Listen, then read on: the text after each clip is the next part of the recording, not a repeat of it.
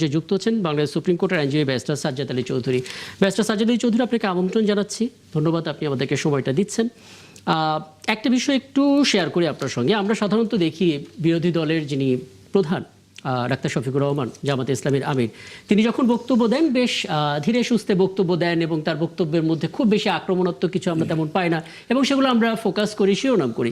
কিন্তু আজকে যে দিনটা আমরা ফেলে এলাম সেখানে তার বক্তব্যের বেশ কিছু কঠিন কঠিন শব্দ আমরা দেখলাম। একটা আপনাকে শোনাতে চাই। তিনি বলেছেন নির্বাচনের ষড়যন্ত্র করে 11 দলীয় ঐক্যকে হারানো হয়েছে এবং ওই দিন যদি রিভোল্ট করতো জামাত ইসলামী সহ 11 দল, তাহলে দেশে যে বিশৃঙ্খলা হতো তার শেষ কোথায় গিয়ে দাঁড়াতো কেউ জানে না।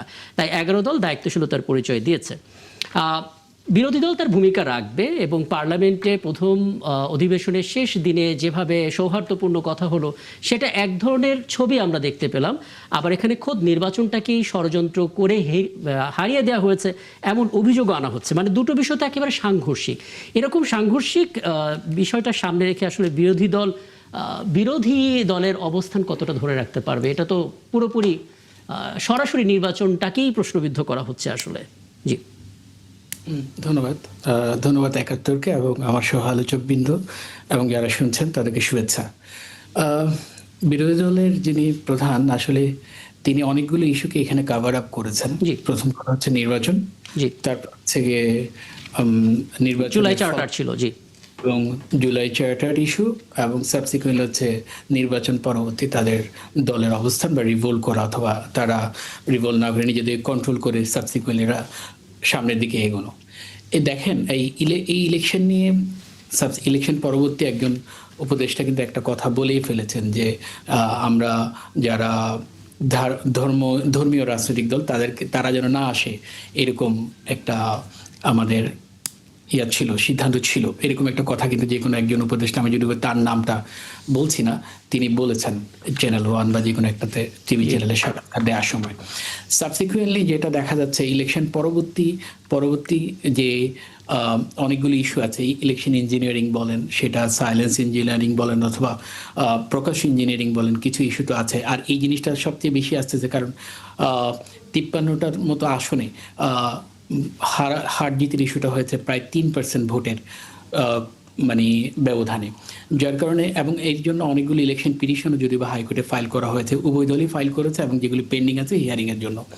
এখন এই অবস্থায় আমরা যদি বাংলাদেশের অতীত প্রেক্ষাপটে দেখি, ধরেন তখন বিরোধী দলগুলো কি করেছে, দেখা যাচ্ছে কি ইলেকশনের পরের দিনই হরতাল ডেকেছে। অবশ্যই আমরা সেরকম অনেকগুলো উদাহরণ দেখতে পাই, কিন্তু বর্তমান বিরোধী দল তো বেসিক্যালি তারপরেই তো জনাব তারেক রহমান, বর্তমান প্রধানমন্ত্রী, তিনি বিরোধী দলের প্রধানের বাসায় গেছেন এবং এনসিপির প্রধানের বাসায় গেছেন এবং তাদের মধ্যে সৌহার্দ্যপূর্ণ বিহেভিয়ার দেখেছি আমরা। কিন্তু তারপরও বিরোধী দল নেতা এখন এই কথাগুলি এই জন্যই বলছেন কারণ বর্তমান সরকার তার ইলেকশন ম্যানিফেস্টো নিয়ে নির্বাচিত হয়েছেন।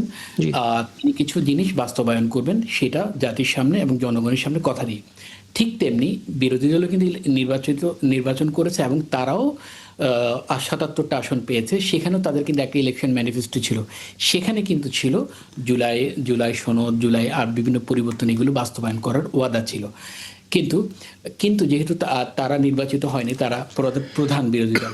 এখন আমি জুলাই ইস্যুতে একটু পরে আসছি। আপনি যেহেতু বিগত সময়ের কথা বললেন, অতীতের কথা, এবং সেই সময় অতীতে বিরোধী দলের ভূমিকা নিয়ে কথা বলছিলেন, কিন্তু আপনি অতীতের নির্বাচনগুলোর দিকেও তাকান। 2026 সালের মতো কোনো নির্বাচন আপনি দেখেছেন এর আগে? হ্যাঁ, হয়েছে। 91 সালে ইলেকশন হয়েছে। আচ্ছা, আপনি 91টাকে মার্ক করেন। এরপর 26 সালের মতো 2001-এর ইলেকশন হয়েছে। আচ্ছা, আপনি একটা 2026 সাল যেরকম সাকসেসফুল সেরকমই সাকসেসফুল বলবেন? অবশ্যই সাকসেসফুল, কিন্তু ইস্যুটা হচ্ছে 26 সালের ইলেকশনটা একটু ডিফারেন্ট, কারণ 26 সাল 17 বছরের নির্বাচনহীনতার যে সংস্কৃতিটা চালু হয়েছিল,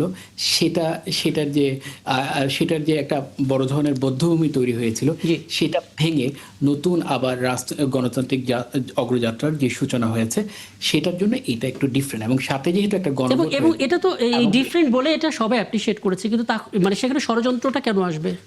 ষড়যন্ত্র কথাটা আসছে যেহেতু একজন উপদেষ্টা অলরেডি বলে ফেলেছেন ইলেকশনের, বা তিনি বলেছেন, ওই উপদেষ্টা ব্যাখ্যাও দিয়েছেন, কিন্তু ব্যাখ্যাটা শুনেছেন আপনি? উনি তার ব্যাখ্যা এটা স্পষ্ট করে বলেছেন যে তিনি নিরুৎসাহিত করার কথা বলেছেন, কিন্তু বাধা দেওয়ার কথা বলেননি।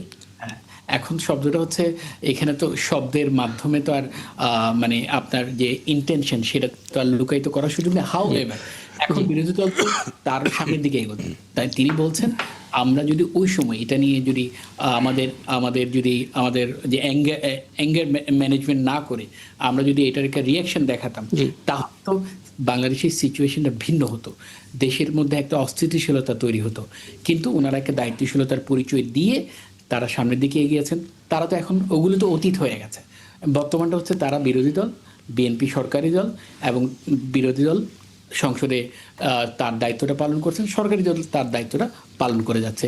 কিন্তু এখন অনেকগুলো কনফ্লিক্ট অফ ইন্টারেস্ট তৈরি হচ্ছে, এই জন্যই এই কথাগুলো বারবার ঘুরে ফিরে আসতেছে। চমৎকার, আপনি আপনার জায়গা থেকে বরাবরই স্পষ্ট করে কথা বলেন। আপনার কথাগুলো নিয়ে আমি নিশ্চয়ই একটু বিস্তারিত স্টুডিও অতিথির কাছে